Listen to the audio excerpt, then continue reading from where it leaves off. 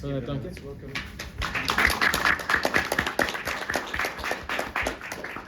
All right, so how much time do I have? 20 minutes. 20 minutes. Okay. For a talk. 30 minutes talk. 30 minutes 30 total. minutes talk. But 20 minutes for the talk. If you want, you can go. So 30 minutes, right? Okay, good. So the title of my talk here, I've gone through many formulations of this: Insurrectionist Ethics, Ontology of Near Future War Machines, and Artificial Intelligence. Before I get to the formal paper, I want to spend a few minutes just doing a short prologue that I've titled Notes from the Outpost, NS2T3, Borders of the Mind, Apathy, and Suffering. So NS2T3 is a neologism I came up with. It's in my dissertation. It simply designates the region of the planet that I live in and that I reflect on a lot. So I live in between the United States and Mexico. I worked for 3 years at the University of Texas, El Paso. I was a lecturer there. I taught, as I was telling Alan, I've taught everything from ancient philosophy to bioethics and everything in between. And I have a working relationship with a professor in Ciudad Juarez named Luis Ruben Diaz Cepeda, which is him and we co-organized a conference in 2021, completely online. We brought together something like 50 to 60 Latin American philosophers and a few people from the United States and Europe, and now that's archived at the Philosophy Born of Struggle Records here. Very, very proud of that work, and Dr. Harris was instrumental in helping that. He was a keynote speaker at the time there. And this region of the planet is increasingly important in geopolitical designs. We're going to see a little bit about that here. So to me, it's a complete accident that I was born there and that I still live there. And it's a place very near and dear to my heart, but it's also a place of much suffering, and it could get worse in many respects. So I'm here to reflect on and think about ways to improve that region and also thereby improve the world. So necessity breeds creativity. We either create or we conform. A political border is a social construction. It is often reinforced by physical materials. Virgin Galactic is to the north of me. I live in La Union, New Mexico, adjacent to El Paso, Texas. Virgin Galactic is to the north, 2 hours from La Union, New Mexico. Blue Origin is 3 hours south around the Van Horn area. Blue Origin is owned by Bezos, Virgin Galactic by Richard Brand. Los Alamos National Laboratory is 5 hours away north in Albuquerque. There are plans to create a new nuclear types of weapons at Los Alamos National Laboratory. Purdue, I believe, still has at the time that I was here, I think with this entrepreneurial park here, I think that there's a relationship between Purdue and Los Alamos. There was a recent protest about this by the Socialist Party in the region. There was a Scientific American article about the facilities not long ago. Trinity site where the first nuclear bomb was tested is in New Mexico. There's also, I would love to talk more about this, but not enough time, right? There's a controversy with NSF, National Science Foundation, and UTEP losing an aerospace grant because of leadership squabbles and very strange things happening there. The president, Heather Wilson, who was the Secretary of the Air Force under Trump, she it seems to have had some kind of hand in that grant being lost. That would have been very, very good for the region. Most recently, there's an executive order from Trump in January designating cartels and other organizations as foreign terrorist organizations and specially designed global territories. So, right, Mexico can basically become the new Gaza, the new Iraq, the new Afghanistan, right? You designate a place that's having terrorists, that gives you expanded military powers to enter. We have Fort Bliss in El Paso. It makes sense that El Paso and Fort Bliss will be kind of launching pads into Mexico if there's any more direct boots on the ground action, but also Marco Rubio, Secretary of Defense, on February 20th, yesterday, designated 8 new terrorist organizations, 7 with meaningful ties to Mexico. The president of Mexico, Claudia Sheinbaum, wants to pass a constitutional amendment that reinforces the idea against military intervention in Mexico with drones or boots on the ground. Elon Musk, also yesterday, said that Mexico now can be bombed with drones. So right, these are all very geopolitical, political things just emerging and transforming. Talking about cinema, talking about movies, right? There's if any of you are familiar with Sicario, they have the Soldado, right? This is Benicio del Toro and Josh Brolin in that movie. This is basically the plot from that. Somebody in Trump administration got wind of this maybe. But right, so how it happens in the movie is it's a botched subterranean operation through the CIA, and then the president there can't stomach the terrorists, like U.S. attacking Mexico in such a way. In reality, it's all being done in the open, and right, apparently Trump has a very strong stomach. So these are the geopolitical things happening in the region, right? And I'm there now, and I'm working with some people on the ground to kind of come up with some conversations around these things. I mean, so the apathy here is that El Paso is a very non-activist region, and there's just not a lot of political consciousness in the area as to the good of all. And I was talking with an engineering friend of mine about this, and talking with him a little bit, I started thinking, well, I mean, there's just such a disparity of economic inequality in the region.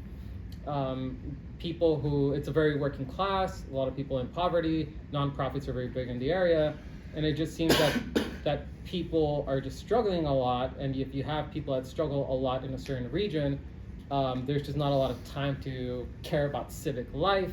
So that's part of the explanation there, right? And of course, the elites at the top, where there's one very strong billionaire in the region who owns a construction company.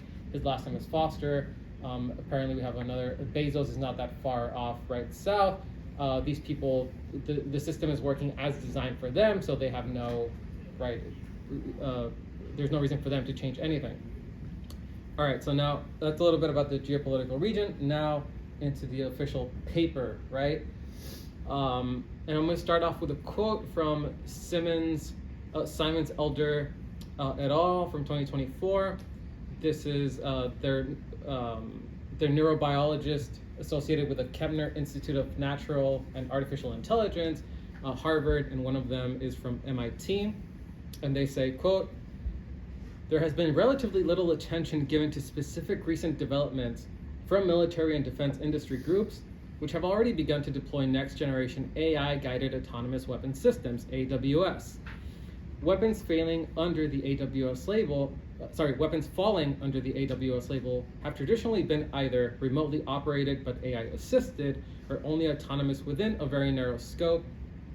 However, new fully autonomous unmanned AWS is in development, and it will remove or reduce the human role in the control and decision-making process with the goal of removing humans from the active battlefield en masse." Unquote. What we largely consider the successes of human civilization are foundationally made possible by prototechnicity and a natural constitution of bodies reacting to challenges in their immediate environment, and exodarwinism, functional structures of bodies replicated through external means, such as a hammer replicating the force of a kick. And these terms I first found in Dr. Smith's Deleuze, Technology and Thought, where he states, having been detached from the body, technical objects enter into their own evolutionary history, and this ontological process of technology Michel Serres calls exo-Darwinism. Artificial intelligence, as developed in the 20th century, is one success of technological innovation. It facilitates military operations to require less human cost on the aggressor side, making wars of aggression rather than speaking of noble or just wars. These wars of aggression are made exponentially more possible by AI. Bombings at a distance with great destructive power to level cities have been feasible for the USA, at least since Hiroshima. That was the opening shot in my estimation. The Vietnam War was arguably the formalization of this style of war of aggression. I've been reading Anatomy of an Undeclared War, right? It's a reflection, congressional hearings on the Pentagon Papers. Remove troops and use aerial attacks. With artificial intelligence, new ways of targeting designated enemies by the executive branch become ever more precise, but also their reach expands and the willingness to use them increases. Rather than diplomacy, education, collaboration, aggression becomes the primary tool of the aggressor country, largely benefiting the war profiteers. The USA military is still a gateway into a stable career for many, but it is at the expense of the most vulnerable around the world. How do we counteract this problem? What is the problem? In my estimation, the problem is wars of aggression. Machine learning is a primary technique enabling AWS. Simmons, Elder et al. State, machine learning is already enabling the substitution of AWS for human soldiers in many battlefield roles, reducing the upfront human cost, and thus political cost of waging offensive war. In the case of peer adversaries, this increases the likelihood of low-intensity, quote-unquote, conflicts, which risk escalation to broader warfare. In the case of non-peer adversaries, it reduces the domestic blowback of wars of aggression, and that's from the abstract. Next section, the transhumanist argument from resistance. Private military contractor corporations, PMCC, and the USA military are creating new machines for war, autonomous weapon systems, AWS. We have reached a new level of science fiction becoming science fact. The potential for humanity to become policed, enslaved, destroyed, and controlled by AWS. AWS reduces or eliminates human control and decision-making against adversaries and creates less need for humans on an active battlefield. AWS has masters, which at present are military personnel following the orders of the commander-in-chief. There is, however, another master they are responsive to, the corporate executives and scientists at PMCC. In our contemporary reality, these include Lockheed Martin, President Wilson from UTEP, she's on one of their board of directors there, and anything owned by multi-billionaire Elon Musk. Deleuze and Guattari in 1227, Treatise on Ontology, The War Machine, provide us terminology, logic, concepts, and historical analysis to live our present moment and make choices about our present circumstances. Much of my current inspiration is from pages 351 to 354. Leonard Harris provides us with a moral orientation through insurrectionist ethics to fight for our autonomy as human beings. Jacoby Carter provides us a formalization of insurrectionist ethics, where an anti-ethical stance is characterized of dominant institutional paradigms, distinguishing themselves as ethical institutions. But we do not need to accept their deceitful parameters. Timothy Leary talks of buyouts, mechs, and cyborgization, especially in his book Design for Dying, or his final book, posthumously edited and published. Similarly, Robert Anton Wilson describes humans, this is a model description, not an ontological one, as electrocolloidal quantum computers, and that's simply us in the room without technological upgrades. If anybody during the Q&A, if you're more curious about Robert Anton Wilson and Timothy Leary, I'm happy to expand and talk about those guys. We cannot become mechs or cyborgs in our present moment, but we can aspire to become one with machines and attempt to radically transform our cognition in the coming decades. The Matrix, Ghost in the Shell, Elysium with Matt Damon, and Marvel movies help us reflect on what is to come. The USA's Department of Defense war-making bureaucracy has 3 technological areas to invest, develop, and apply in the 21st century, as per the Office of the Undersecretary of Defense for Research and Engineering. Number 1, seed areas of emerging opportunity. 2, effective adoption areas. And 3, defense-specific areas. Trusted artificial intelligence and autonomy falls under category 2, effective adoption areas. Simmons, Elder et al. State, quote, Human boots on the ground can signify a commitment to following the rules of war, improve humanitarian aspects of occupation, and most importantly, maintain a human cost to war for aggressor nations that prevents a state of endless war from being politically feasible. And they are reflecting on insights by K.N. Trapp 2018, Boots on the Ground, in a book called International Law's Objects. I recommend we fight for humanity. It is how we are born.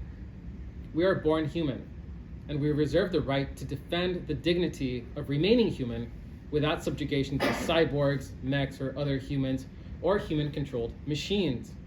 If we are to die, let it be from old age.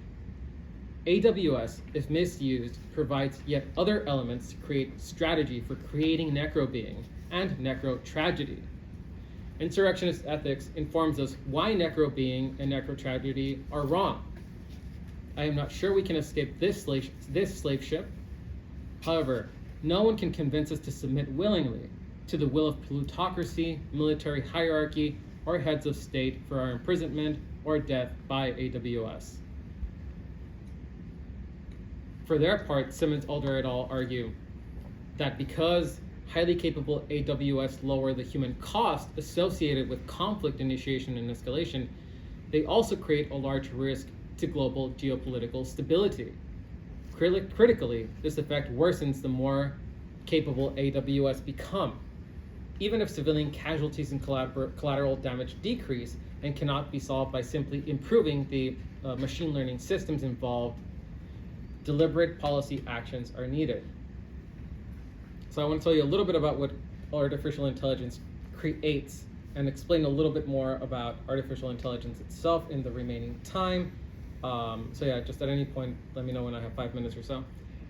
Artificial intelligence creates 1, new conditions for oppression of vulnerable groups through being embedded in surveillance equipment and autonomous weapons. 2, technological innovation in military administration, able to target individuals or groups without comparable infantry numbers. 3, artificial intelligence warfare is distinct from human physical warfare. And 4, a need to refocus our moral activity through the philosophical lens of insurrectionist ethics, including Leonard Harris's actuarial account of racism to identify necro being and to stop it. A little bit of a distinction here between artificial intelligence and digital computation. Once it became possible for digital computation to create feedback loops and patterns, we reached at least what I would call low-level artificial intelligence. The most recent example of 1, new conditions for oppression of vulnerable groups through embedded surveillance, equipment, and autonomous weapons, is Elon Musk stating February 20th, yesterday, Mexico counts as target for drone strikes because of the designation of new terrorist organizations in Mexico. And to this, I'll add that the Mexican President Sheinbaum, as I stated earlier, they're planning an amendment to the Constitution to try to prevent this attack from the U.S. somehow, or to mitigate it, ameliorate it. Next section, optimism. Very, very small form of optimism. In fact, we see the rise of the internet. And this is a quote from Leary here. In fact, we see that the rise of the internet and the World Wide Web represents the final victory for countercultural and subcultural mutation. The next generations raised on the web as their primary medium won't even know what consensus reality is. They won't even know who the centralized dinosaur political leaders are. The mutation is a success, Doctor. The culture war is over. We won. I mean, Leary's optimism has proved an exaggeration, as political leaders all over the internet, as media outlets continually in 24/7 journalism report on national politics, their lawmaking and theatrics. Although Leary is right in stating the internet has, in a sense, broken our sense of consensus reality, we will return to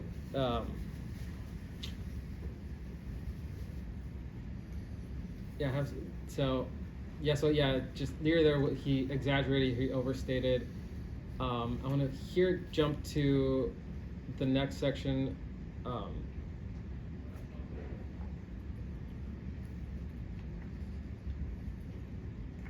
Daedalus Icarus, how technology transforms our ethics, and insurrectionist ethics.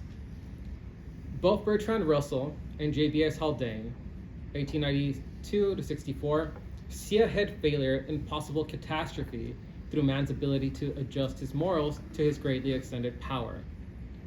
Quote, I am compelled to fear that science will be used to promote the power of dominant groups rather than to make men happy. Icarus, having been taught to fly by his father, Daedalus, was destroyed by his rashness. I fear that the same fate may overtake populations whom modern men of science have taught to fly. That's from Russell. In Brad Pitt's 2017 War Machine, the narrator Sean, a journalist for a magazine with wide distribution, states, in the good old days, wars were fought against conventional armies from nation states, guys in uniforms, like Nazis and stuff. When, however, you've just gone and invaded a place you probably shouldn't have, like Iraq and Afghanistan in the 2000s and 2010s, you end up fighting against just regular people in regular people clothes. These guys are what are called insurgents. Referring to two depicted scenes from his experiences in World War I, Haldane first talks of smoke and dust in a battlefield, followed by seeing huge substantive oily black masses, presumably tanks, and comparing how small and insignificant humans seem next to them, to the point that the protagonist might be the tanks. The men are in reality their servants.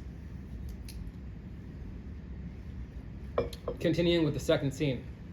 The other picture is of three Europeans in India, and I'm quoting here, at a great new star, and three Europeans in India looking at a great new star in the Milky Way. These were apparently all of the guests at a large dance who were interested in such matters. The most popular theory attributed it to a collision between two stars, a star and a nebula. Perhaps it was the last judgment of some inhabited world. Perhaps a too successful experiment in induced radioactivity on the part of some of the dwellers there. And perhaps these two hypotheses are identical, and what we were watching that evening was the detonation of a world on which too many men came out to look at the stars when they should have been dancing. Science may alter the power of people to gratify their desires while leaving their emotions and worldviews intact. This is also an insight we find in Elaine Locke, but Russell also tells us it may operate through an effect upon the imaginative conception of the world, the theology or philosophy which is accepted in practice by energetic men. Russell's book, Icarus, or the Future of Science, focuses on the former view of how science affects a society. Overeating is not a serious danger, but overfighting is. The human instincts of power and rivalry, like the dog's wolfish appetite, will need to be artificially curbed if industrialism is to succeed. There's a similar thought in Antonio Caso, in one of the fragments I've read from him. The idea of artificially curbing instincts of power and rivalry in humans, although controversial and worth clarifying, will be ignored to not deviate from the present issues. Quote, quoting Russell here, these men, a considerable proportion of scientists, invent continually more elaborate methods of attack and defense. The net result of their labors is to diminish the proportion of the population that can be put into the fighting line, since more are required for munitions. This might seem a boon, but in fact war is nowadays primarily against the civilian population, and in a defeated country, they are liable to suffer just as much as the soldiers. Honorable actions in war have changed because of available technologies. Russell understood this.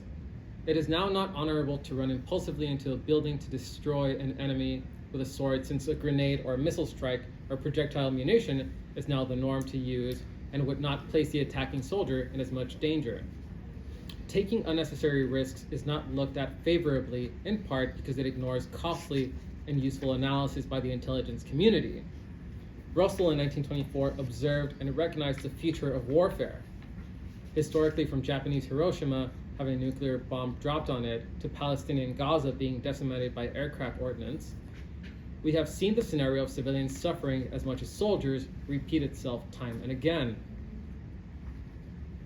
A contemporary scholar dealing with the influence of technologies in society, as Russell and Haldane did, is Juan Enriquez, who makes calls not for techno-optimism or pessimism, but for humility and to become aware of how new technologies create scenarios requiring deeply thinking through the moral outlooks previously unthought. Values, emotions, and status relations play a large role in the moral reflections by Enriquez. Quote, "The most fearful, politically left or right, are usually the most abusive. Too often we seek status by being better than them." To me, this is reminiscent of Deleuze's interpretation of Nietzsche's concept of ressentiment. Enriquez claims he is not a moral relativist, but considers how theories or concepts of right and wrong can be differently applied based on the available technologies and historical eras. Quote, "In an era of extreme polarization and certainty, we need a touch more humility, less blame, and a certain knowledge that our descendants will consider us savages for some of the things we do today. Indeed, recognizing and changing what we do morally today is a daunting challenge." So, in a little bit different than Enriquez, right, is Insurrectionist Ethics by Harris. We can find optimism in Leonard Harris's Insurrectionist Ethics, which is a moral orientation toward concern for those experiencing necro-being, living as a kind of death, and preventing necro-tragedy. The concern regards fighting against the conditions of immiseration, whether those are created by formal institutions, individuals, or theories. Necro-tragedy focuses on irredeemable situations where neither justice nor a good life are achievable. For example, genocides create the conditions for the unborn or would-be born of a population. That's because this cuts off their lives at the earliest possible stages. Once a city and its people are destroyed, the future of those formerly living at that location is cut off. Connected to this moral orientation is the actuarial account of racism, one of the best tools to predict or identify necro-being and necro-tragedy. It provides a depiction for visualizing how resource allocation sustains these types of immiseration. It is for this reason that I suggest governments may implement this tool if they want to help those most vulnerable to these scenarios. Insurrectionist ethics opposes the logic of domination and authoritarianism. I can keep going with the essay, but how are we on time? Yeah, we should probably run out. Just a few more minutes for Q&A.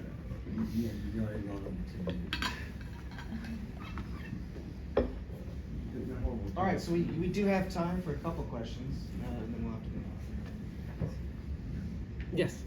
I'm reminded of what Césaire says in the discourse of colonialism, that the colonies are laboratories for what's eventually going to show up at the homeland. And I think your paper spoke to that quite a bit. Yes. It's just Well, yes. I mean, I see the affinities there. In that case, then I think we might go to the West Bank as well as to Gaza for the heightened surveillance and ID card and actual physical passing through checkpoints as a laboratory for that what's the right word for that genre of securitization, as opposed to just the drones and fighter planes in Gaza. Yes. Yeah, that's very much a big concern there. I mean, right, societies of control, right, just being able to divide and constrain us in, these very impersonal ways. Yeah, so early on, I can't remember if it was in your prologue or at the very beginning of your talk, but you talk about how, like, we have to fight for humanity, and, like, you mentioned things like, if we're gonna die, let it be of old age, and, like, not because we get, like, gunned down by some autonomous weapon system.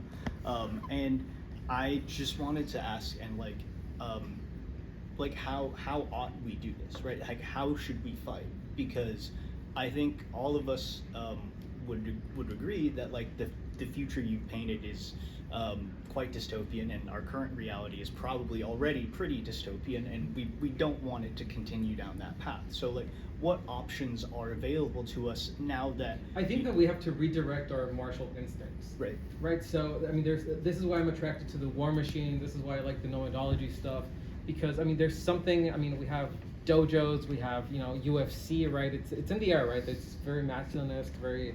I mean, we have to redirect. I mean, I get the idea that we have to direct a rage at something, and it seems that our collective rage is focused on the most vulnerable populations, and to me that's not honorable.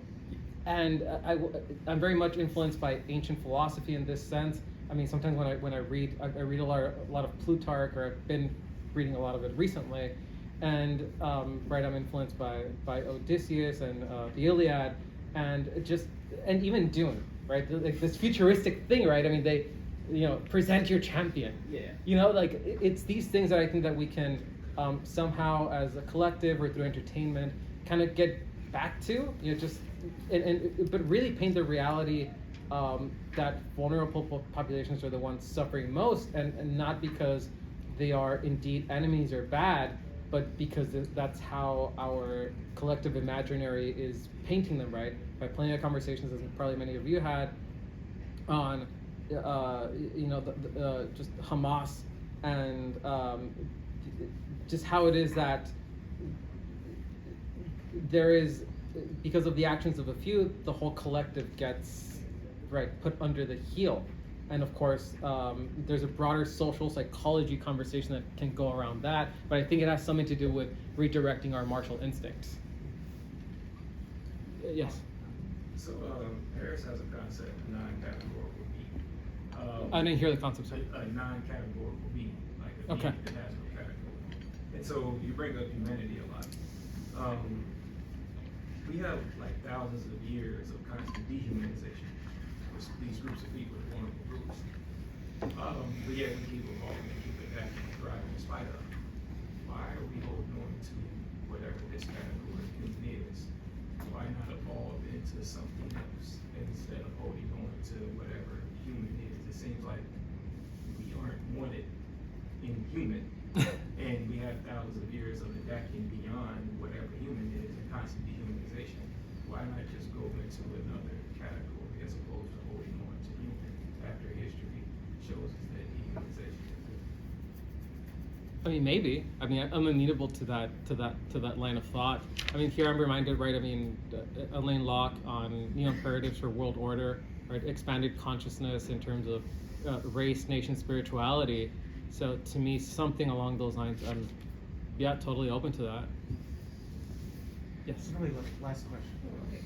Thanks very much. I found your talk really fascinating and enervating in its presenting the vision of the atomic weapon systems developments. My question really has to do with your thinking on the concept of martial instinct, because I'm not sure why one should think that there is such a thing. And I think the concept of an instinct has been in human beings broadly studied, and there's some really important critiques of that, critiques of Conrad Loris' notion of instinct. So I'm really not sure whether you need the concept of martial instinct Sure. and then the redirection of it in order to go down the path that I think you're. So it's martial instinct instead of social construct, right? Because we have so I'm thinking here in terms of war machine versus sovereignty, or the state, or in Deleuze, right? The primitive societies or primitive apparatus of warding off the state. So to me, there's something like a martial instinct built into all of those things, or in organization, or I mean, I think the concept of instinct is pretty bankrupt. I really don't think there's much there for human beings. I mean, human beings are a domesticated species. Yeah. First of all, and as are dogs. Dogs are not wolves. Dogs do not have the same instincts as So we're wolves. domesticated into fighting each other? Yeah. Okay. Yeah. I mean, I think that's a better concept than the concept of instinct. So, yeah, So actually, I'm not sure yeah. that Deleuze really, if you're interested in whether Deleuze endorsed or not, that's a separate thing. But to me, I just think independently, it's a false claim about human beings that they have. It's a specious notion the instinct that is this inexplicable, you know, drive towards aggression or martial stuff. I mean, it's hard to demonstrate that there's anything explanatorily valuable about that to me. So just a final thought here.